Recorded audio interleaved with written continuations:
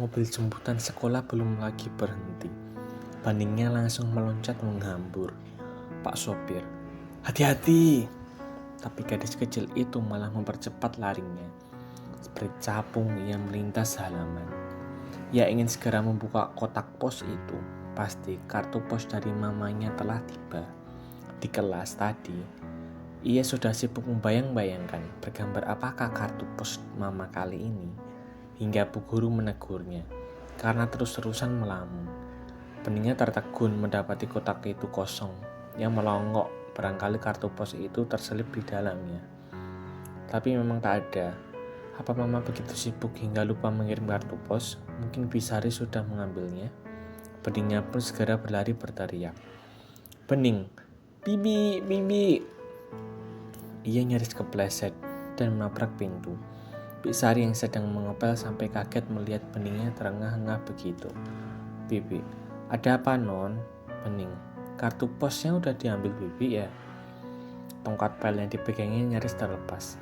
Dan Bisari merasa mulutnya langsung kaku. Ia harus menjawab apa? Bisari bisa melihat mata kecil yang pening itu seketika meredup. Seakan sudah menebak. Karena ia terus diam saja, sungguh ia selalu tak tahan melihat mata yang kecewa itu. Marwan hanya diam ketika Bisari cerita kejadian siang tadi. "Marwan, sekarang setiap pulang, beningnya selalu nanya kartu pos." Suara pembantunya terdengar serba salah. "Saya tidak tahu mesti jawab apa." Memang tak gampang menjelaskan semuanya pada anak itu. Ia masih belum genap 6 tahun. Marwan sendiri selalu berusaha menghindari jawaban langsung bila anaknya bertanya. "Bening, kok kartu pos mama belum datang ya Pak?" "Marwan, mungkin Pak Posnya lagi sakit, jadi belum sempat ngantar kemari." Lalu ia mengelus lembut anaknya. Ia tak menyangka betapa soal kartu pos ini akan membuatnya mesti mengarang-arang jawaban. Pekerjaan Ryan membuatnya sering berbagian. Kadang bisa sampai sebulan tak pulang. Dari kota satu ke kota yang disinggahi, ia selalu mengirimkan kartu pos buat beningnya. Marwan kadang meledek istrinya. "Ren, hari gini masih pakai kartu pos?" Karena Ren sebenarnya bisa telepon atau kirim SMS. Meski baru playgroup, beningnya sudah pegang HP. Sekolahnya memang haruskan setiap murid punya handphone agar bisa dicek sewaktu-waktu, terutama saat bubaran sekolah, untuk berjaga-jaga kalau ada penculikan. "Ren, kau memang tak pernah merasakan bagaimana bahagianya dapat kartu pos?" Marwan tak lagi menggoda bila Ren sudah menjawab seperti itu. Sepanjang hidupnya, Marwan tak pernah menerima kartu pos. Bahkan rasanya ia pun jarang dapat surat pos yang membuatnya bahagia. Saat SMP, banyak teman-temannya yang punya sahabat pena yang dikenal lewat rubrik majalah. Mereka akan bertindak senang bila menerima surat balasan atau kartu pos dan memamerkannya dengan membaca keras-keras. Karena iri, Marwan pernah diam-diam menulis surat untuk dirinya sendiri. Lantas mengeposkannya. Ia pun berusaha tampak gembira ketika surat yang dikirimkannya sendiri itu ia terima. Ren sejak anak-anak sering menerima kiriman kartu pos dari ayahnya yang pelaut. "Ren, setiap kali menerima kartu pos darinya, aku selalu merasa ayahku muncul dari negeri-negeri yang jauh. Negeri yang gambarnya ada dalam kartu pos." Marwan ingat bagaimana Ren bercerita dengan penuh kenangan. "Ren, aku selalu mengeluarkan semua kartu pos itu setiap ayah pulang." Ren kecil duduk di pangkuan, sementara ayahnya berkisah keindahan-keindahan kota pada kartu pos yang mereka pandangi. "Ren, itulah saat-saat menyenangkan dan membanggakan punya ayah pelaut." Marwan, Ren merawat kartu pos itu seperti merawat kenangan. "Mungkin aku memang jadul. Aku hanya ingin beningnya punya kebahagiaan yang aku rasakan." Tak ingin berbantahan, Marwan diam. Meski tetap saja ia merasa aneh dan yang lucu. Pernah suatu kali Ren sudah pulang, tetapi kartu pos yang dikirimkannya dari kota yang disinggahinya baru sampai 3 hari kemudian. Ketukan di pintu membuat Marwan bangkit, dan ia mendapati beningnya tertidur pulas. Dan setelah itu Bening menenteng kotak kayu, kotak pemberian Ren. kotak kayu yang dulu dipakai Ren menyimpan kartu pos dari ayahnya. Marwan melihat jam dinding kamarnya pukul 11:20. Marwan, gak bisa tidur ya, mau tidur di kamar papa. Marwan menggandeng anaknya masuk.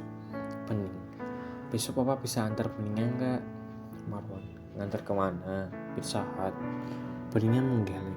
Marwan, kemana? Bening, ke rumah Pak Pos. Marwan merasakan sesuatu mendesir di dadanya. Bening, kalau emang Pak Posnya sakit, biar besok Beningnya aja yang ke rumahnya mengambil kartu pos dari mama. Marwan hanya diam ketika anak yang mulai mengeluarkan setumpuk kartu pos dari kotak itu. Yang mencoba menarik perhatian Beningnya dengan memutar DVD Pocoyo, kartun kesukaannya. Tapi Beningnya terus sibuk memandangi gambar-gambar kartu pos itu. Sudut kota tua, siluan menara dengan burung-burung melintas langit jernih, sepeda yang berjejer di tepian kanal, pagoda kuning keemasan, deretan kafe payung warna sepia, dermaga dengan deretan X tertambat, air mancur dan patung bocah bersayap, gambar pada dinding gua, bukit karang menjulang. Semua itu menjadi tampak lebih indah dalam kartu pos. Rasanya, ia kini mulai dapat memahami kenapa seorang pengarang bisa begitu terobsesi pada senja dan ingin memotongnya menjadi kartu pos buat pacarnya. Andai ada Ren, pasti akan dikisahkannya gambar-gambar di kartu pos itu hingga Beningnya tertidur. Bagaimana ia mesti menjelaskan semuanya pada bocah itu?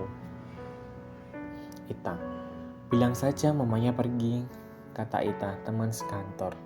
Saat Marwan makan siang bersama, Marwan masih mengantuk karena baru tidur menjelang jam 5 pagi. Setelah Beningnya pulas, Marwan, bagaimana kalau ia malah bertanya kapan pulangnya? Ita, ya sudah, kamu jelaskan saja pelan-pelan yang sebenarnya. Itulah, ia selalu merasa bingung dari mana mesti memulainya. Marwan menatap Ita yang tampak beri isyarat agar ia melihat ke sebelah. Beberapa rekan sekantornya terlihat tengah memandang mejanya dengan penuh gosip. Pasti mereka menduga ia dan Ita. Ita, atau kamu bisa saja tulis kartu pos buat dia seolah-olah itu dari Ren. Marwan tersenyum, merasa lucu karena ingat kisah masa lalunya. Mobil jemputan belum lagi berhenti ketika Marwan melihat Beningnya meloncat turun. Marwan mendengar teriakan sopir yang menyuruh hati-hati, tetapi bocah itu terus melesat menuju kotak pos di pagar rumah. Marwan tersenyum. Ia sengaja tak masuk kantor untuk melihat Beningnya gembira ketika mendapati kartu pos itu. Kartu pos yang diam-diam ia kirim dari jendela, ia bisa melihat anaknya memandangi.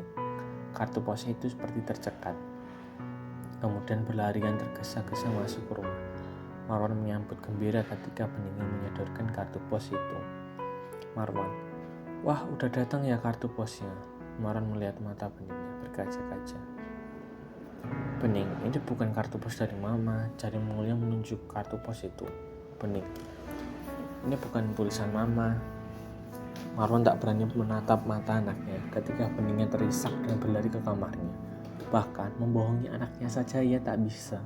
Barangkali memang harus berterus terang, tapi bagaimanakah menjelaskan kepada anak seusianya?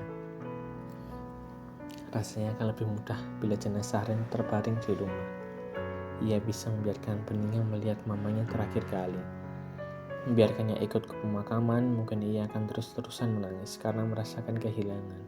Tetapi rasanya jauh lebih mudah menenangkan Beningnya daripada ketangisannya ketimbang harus menjelaskan bahwa pesawatnya jatuh ke laut dan mayatnya tak pernah ditemukan. Ketukan gugup di pintu membuat Marwan bergegas bangun. 12 lewat sekilas ia melihat jam kamarnya Marwan. Ada apa? Marwan mendapati bibi Sari yang pucat. Bibi, Beningnya, bergegas Marwan mengikuti bibi Sari. Dan ia tercekat di depan kamar anaknya. Ada cahaya terang keluar dari celah pintu yang bukan cahaya lampu.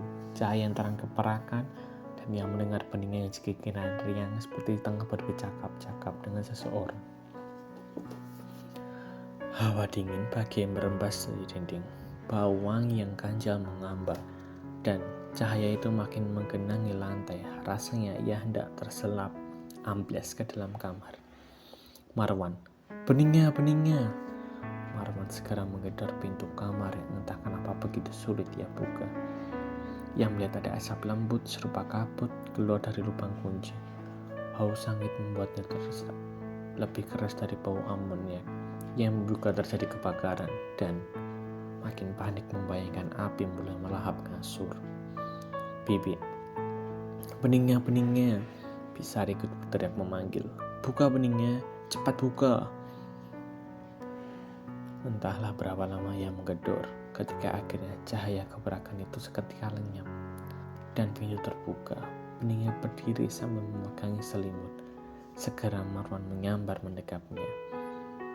Ia melonggok ke dalam kamar. Tak ada api, semua rapi. Hanya kartu pos yang berserakan. Bening, tadi mama datang. Pelan Beningnya bicara. Bening, kata mama, tukang posnya emang sakit, jadi mama mesti ngantor posnya sendiri. Beningnya mengeluarkan tangan. Marwan mendapati sepotong kain serupa kartu pos dipegangi anaknya. Marwan menerima dan mengamati kain itu. Kain kafan yang tepiannya kecoklatan, pakai bekas terbakar.